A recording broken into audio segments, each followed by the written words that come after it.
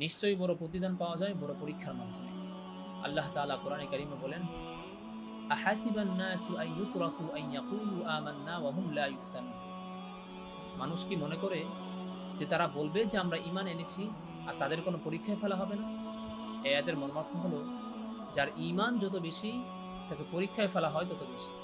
অর্থাৎ যার ঈমান যত বেশি মজবুত তার পরীক্ষা হবে তত বেশি কঠিন। আর যে এই পরীক্ষায় ধৈর্য ধারণের মাধ্যমে উত্তীর্ণ হবে তার মর্যাদাও আল্লাহ তাআলা তত বাড়িয়ে দিবেন এবং তার সওয়াবও বৃদ্ধি করবেন। ইমাম তিরমিজি রহমতুল্লাহি আলাইহি হযরত সাদ ইবনে আবি ওয়াক্কাস রাদিয়াল্লাহু তাআলা আনহু থেকে একটি হাদিস বর্ণনা করেন।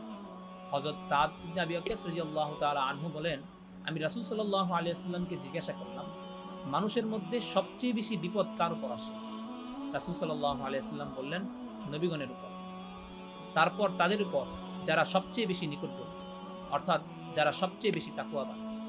যাদের ঈমান যত বেশি, যাদের তাকওয়া যত বেশি, তাদের বিপদও তত বেশি এবং তাদের পরীক্ষাও তত কঠিন।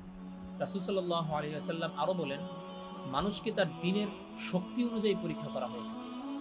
অর্থাৎ তার ঈমান, তার দ্বীন যত বেশি শক্ত ও দৃঢ় হয় তার বিপদও তত বেশি হয়। আর তার ঈমানে যদি দুর্বলতা থাকে, তার দ্বীনে যদি দুর্বলতা থাকে, তাহলে তাকে পরীক্ষাও করা হয় সেই অনুযায়ী।